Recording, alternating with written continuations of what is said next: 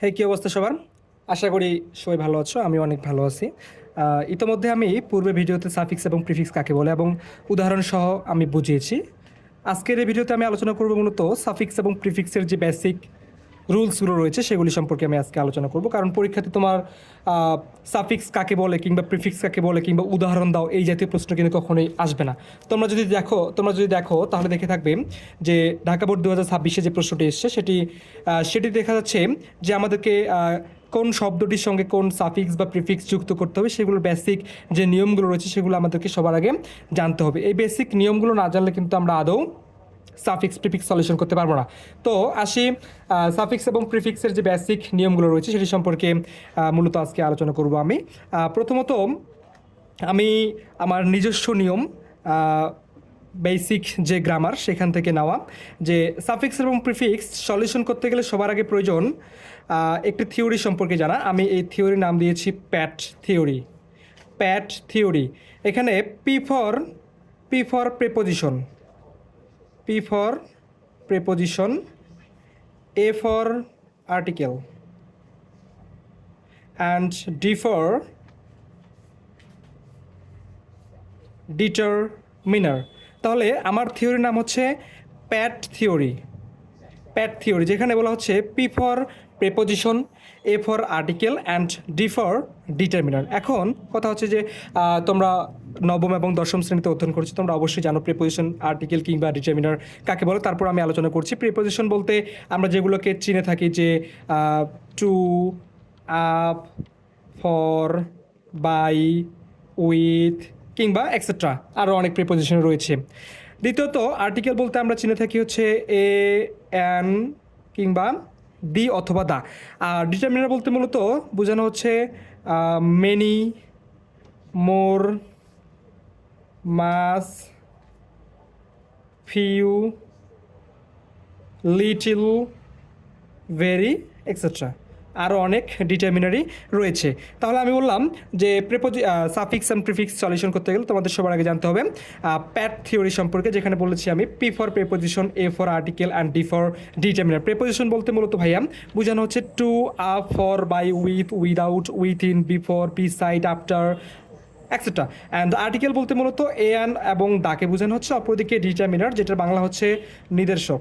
ডিটারমিনারের বাংলা হলো নির্দেশক, যেটা হচ্ছে মূলত নাউন বা প্রোনাউনের দোষগুণ অবস্থা সংখ্যা পরিমাণের মতো নির্দেশ করবে, যেটাকে আমরা অ্যাডজেক্টিভ হিসেবে চিনে থাকি। তো ডিটারমিনার বলতে মূলত বোঝানো হচ্ছে মেনি, মোর, মাস, ফিউ, লিটিল, ভেরি সহ যতগুলি অ্যাডজেক্টিভের কাজ করে থাকে সেগুলিকে আমরা প্রাথমিকভাবে ডিটারমিনার বলতে পারি। তাহলে আমরা এটা প্রয়োগটা আসলে কোন জায়গায় করব?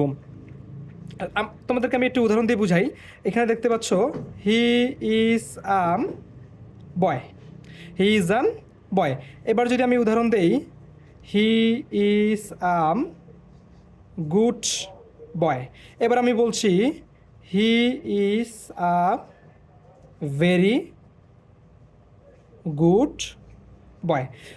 তোমরা আমি যেটা বলতে চাচ্ছি সেটা মূলত হচ্ছে যে প্যাট থিওরিতে বলা হচ্ছে যে প্রেপোজিশন, আর্টিকেল কিংবা ডিটারমিনার এই তিন ধরনের শব্দের পর যদি একটিমাত্র ওয়ার্ড খুঁজে পাওয়া যায়, আমি আবারও বলছি প্রেপোজিশন, আর্টিকেল কিংবা ডিটারমিনার অর্থাৎ এই শব্দগুলোর পর যদি একটিমাত্র শব্দ খুঁজে পাওয়া যায় তাহলে সেটি অবভিয়াসলি নাউন হবে। কী হবে ভাইয়া? অবভিয়াসলি নাউন হবে।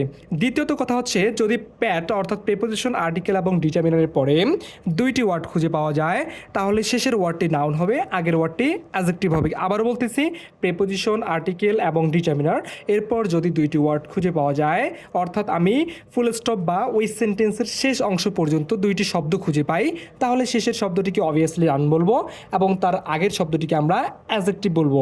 ইন দ্য সেম ওয়ে এবার বলছি প্রেপোজিশন, আর্টিকেল কিংবা ডিটারমিনারের পরে যদি তিনটি ওয়ার্ড খুঁজে পাওয়া যায় তাহলে ভাইয়া শেষের ওয়ার্ডটিকে নাউন বলা হবে, তার আগের ওয়ার্ডটিকে অ্যাডজেক্টিভ এবং তার পূর্বের ওয়ার্ডটিকে অ্যাডভার্ব বলা হবে।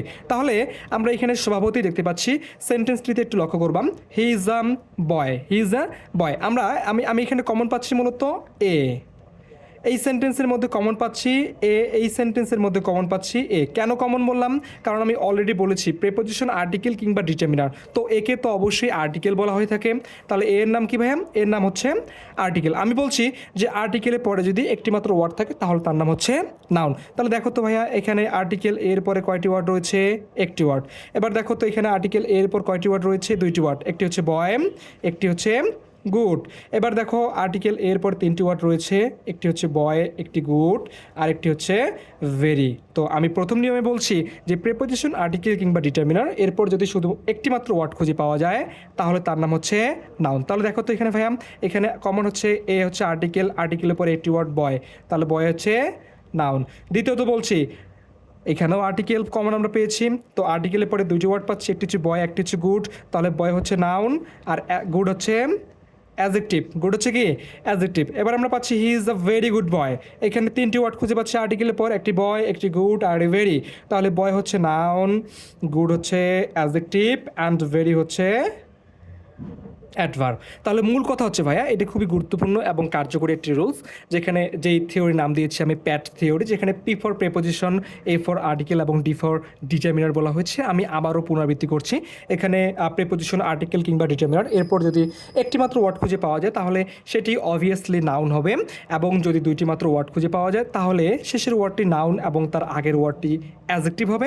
অপরদিকে প্রেপোজিশন আর্টিকেল এবং ডিটারমিনারের পরে যদি তিনটি ওয়ার্ড খুঁজে পাওয়া যায় তাহলে শেষটি নাউন, তার আগেরটি অ্যাডজেক্টিভ এবং তার আগেরটি অ্যাডভার্ব হবে।